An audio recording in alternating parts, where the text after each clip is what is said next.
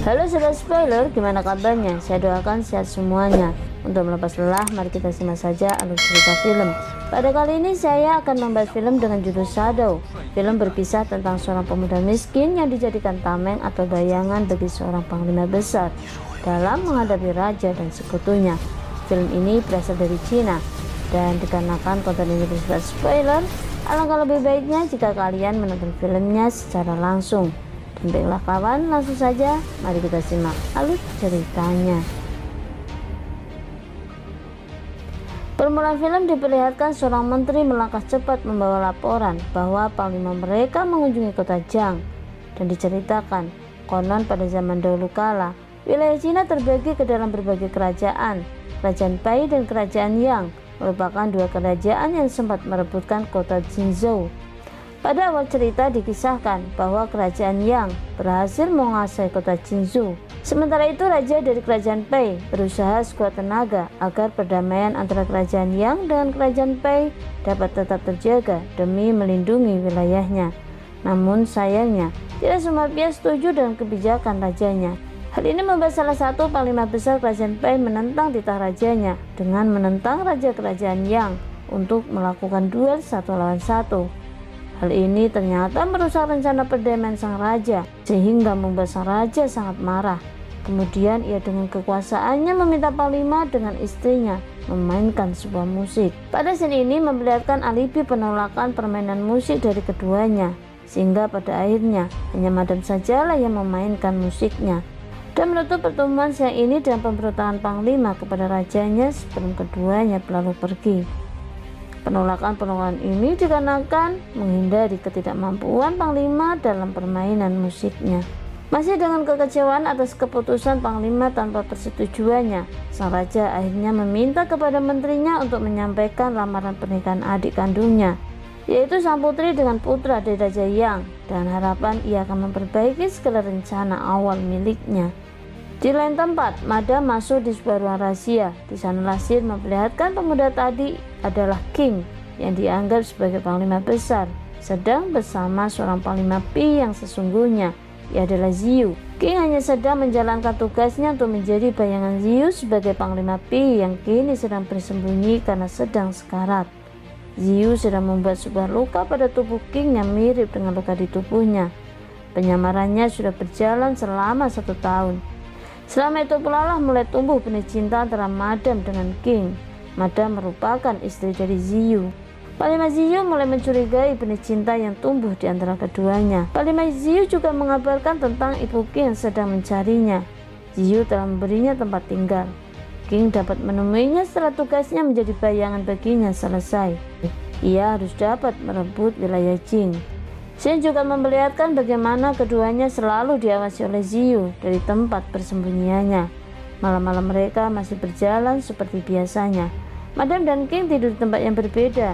Ziyu masih tetap mengamati keduanya hingga pada pagi harinya sebelum King kembali pergi menemui raja dalam penyamarannya sebagai panglima Pi. Madam berbagi kepeduliannya dengan memberikan ramuan untuk luka di tubuhnya. Pada saat inilah King berbagi kisah kelamnya. Kemiripan wajahnya membuat keluarga Ziyu menculik dan mengurungnya hingga ia siap dijadikan bayangannya. Ia menangis di dekapan madam, sebelum kemudian madam menyadarkannya dan memintanya untuk cepat pergi. Di gedung aula besar Kerajaan Pi, huru-hara kembali diciptakan oleh sang raja karena keputusan panglima besar Kerajaan Pi yang telah menyatakan perang kepada wilayah Jing membuatnya kehilangan kedudukannya sebagai panglima dan menjadi rakyat biasa. Saat ia hendak akan meninggalkan aula, sang raja kembali memanggilnya. Ia seperti mencurigai penyamarannya, maka ia meminta panglima untuk memperlihatkan lukanya. Bahkan sang raja menemukan jika luka pada tubuhnya merupakan luka yang baru dibuatnya. Dan kembali dengan kecerdikannya, King mampu mengelak tuduhan itu dengan sangat baik, bahwa ia membuat lukanya setiap hari agar terlihat baru karena rasa malunya, hingga ia berhasil merebut kembali wilayah Jing. Bahkan ia memberanikan diri secara pribadi untuk maju berduel dengan Kerajaan Yang tanpa lagi menghiraukan perintah rajanya. Malam harinya madam melaporkan kejadian di aula dengan suaminya. Bahkan madam menyanjung kecerdasannya. Maka pada malam itu Ziyu mulai mengajarkan King bela diri menggunakan pedang hebat yang berbentuk payung. Mulailah latihan pertamanya. Beberapa kali King terkalahkan.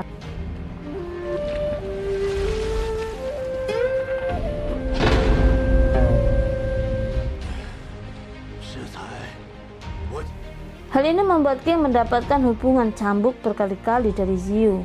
Madam menatapnya penuh kesedihan.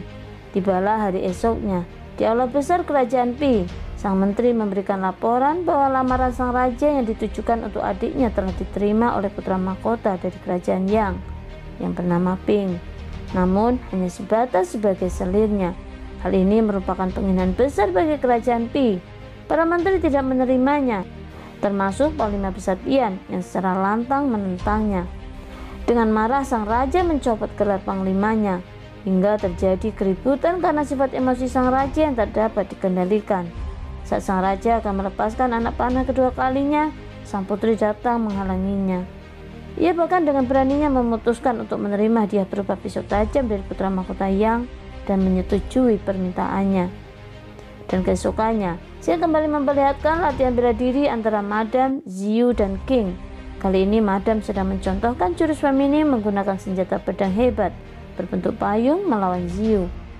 Kehebatannya melawan gerakan Ziyu membuat Ziyu memutuskan agar Madam mengajarkannya kepada King dengan melawannya. Madam melatih King dengan gerakan yang bersamaan melawan Ziyu, hingga mereka berhasil mengalahkannya.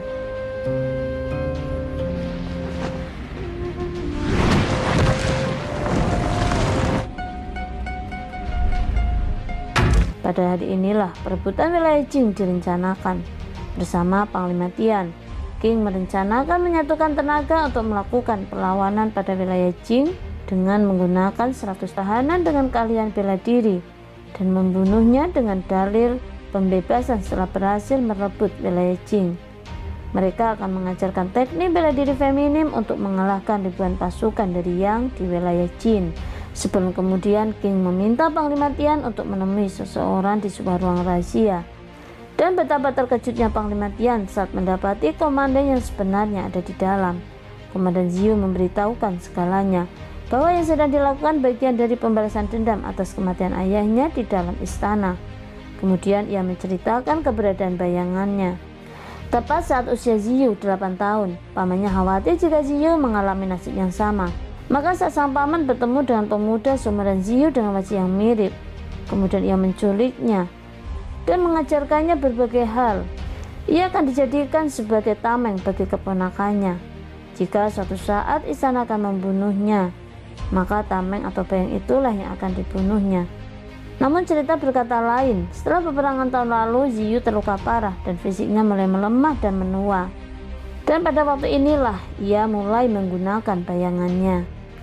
Dan setelah pertemuan itu, Komandan Tian mulai tahu siapa komandan yang selalu ditemuinya. Kemudian persiapan berikutnya, pelatihan jurus pedang feminim pun mulai ditularkan kepada para tahanan yang ditargetkan. Tibalah malam petaka yang menghancurkan hati Ziyu.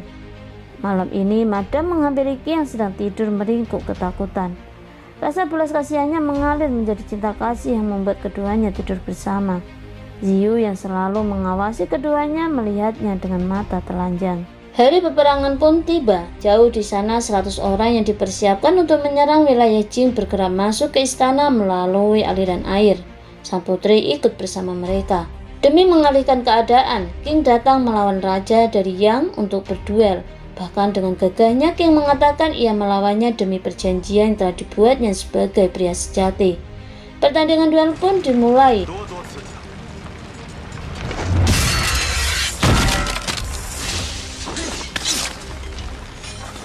Untuk ronde pertama dan kedua King terkalahkan, namun ia masih bertahan.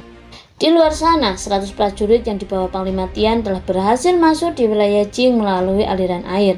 Mereka mengendap dan dengan keahliannya dapat memanah satu persatu musuhnya.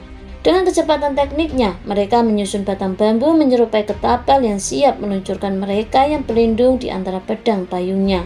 Setelah berhasil masuk lebih dalam ke wilayah Jing, mereka menggunakan formasi yang berbeda demi menyerang ribuan prajurit di hadapannya. Perang pun dimulai.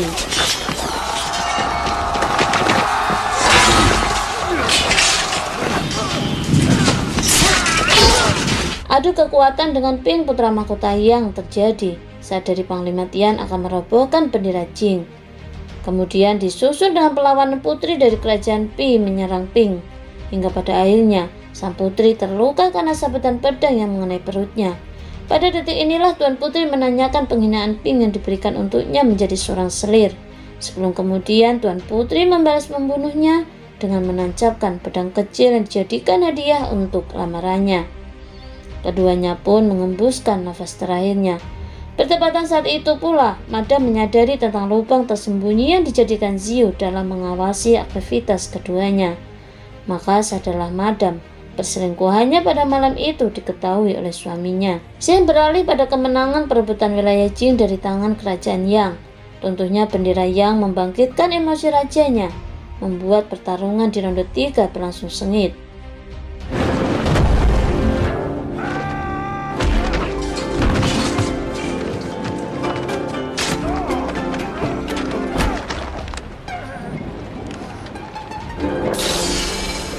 Kecerdikan King mengakhiri pertarungan duel ini dengan kemenangannya. Raja dari Yang berhasil dibunuhnya. Setelahnya King berlari menghampiri penginapan ibunya. Janjinya telah ia tuntaskan dan kini King terbebaskan. Namun naas, sampainya di tempat tinggalnya, ibunya yang buta telah terbunuh. King harus menghadapi beberapa prajurit yang sudah berada di sana sebelumnya. Di tengah perkelahiannya, muncullah prajurit lain yang menyelamatkannya. Ia mengatasnamakan surat sang Raja Pi dan meminta King untuk kembali ke kerajaan. Bertepatan saat itu, Pi datang menghampiri mayat adiknya, dan pada pagi harinya semua menteri kembali berkumpul di aula besar. Sang raja bersulang memberi penyelamatan atas perebutan kembali wilayah Jing di tangan kekuasaan Pi. Penyelamatannya ditujukan kepada sang komandan, yang kini kehadirannya telah dinantikan. Setelah kedatangannya, pestanya ia hentikan. Sang raja meminta semua menteri meninggalkan aula, terkecuali beberapa yang diminta untuk tetap tinggal, termasuk menteri suruhannya. Dan terjadilah pertumpahan darah. Menteri yang dijadikan tangan kanannya ia bunuh karena menjadi mata-mata dari Yang. Kemudian sang raja beralih ke arah Panglima dan Madam. Ia mengungkapkan jati diri Panglima di hadapannya yang sebenarnya, bahwa ia bukanlah Ziyu. Raja Pi telah mengetahui segalanya. Di jauh sana, penjagapan yang dilakukan prajurit suruhan Raja Pi mengendam masuk ke dalam tempat persembunyian Ziyu yang mulai terbongkar. Sebelum kemudian Xin kembali beralih di aula besar kerajaan Pi. Prajuritnya datang dengan membawa kotak berisi kepala Ziyu yang dimintanya. Madam terkejut melihatnya. Dan tidak sampai di situ. Keterkejutannya berlangsung saat Raja hendak membuka kotak itu. Dari arah belakang sebuah pedang menembus tubuhnya. Kotak itu kosong. Ziyu berada di belakangnya dengan menyamar menjadi seorang prajurit. Ziyu masih dalam ketidakberdayaannya. Ia masih mengadu domba atas kematian ibu King. Ia meminta kepada King untuk segera mengakhiri hidup sang raja sebagai balasan kematian ibunya. Dan kemudian ia meminta agar King pergi bersama Madam dan menjalankan kehidupan barunya. Namun saat King hendak menjalankan perintah Ziyu, Panglima itu justru akan membunuhnya. Namun ia kalah cepat dengan King. Gerakan King telah membunuhnya terlebih dahulu. Dan selanjutnya King kembali menutupkan topeng itu pada wajahnya. Dan ia juga membunuh sang raja. Kemudian ia membuat skenario jika sang raja telah dibunuh dan Kinglah yang menyelamatkannya. Madam tertegun di dalam melihat pertumpahan darah yang saling bersambungan. Sebelum akhirnya ia berlari keluar dari aula. Dan film pun berakhir. Baiklah kawan, sampai bertemu di konten berikutnya. Jangan lupa klik subscribe karena subscribe itu benar-benar gratis. Jangan lupa pula klik share, like, and comment, dan juga klik loncengnya. Dan bye-bye.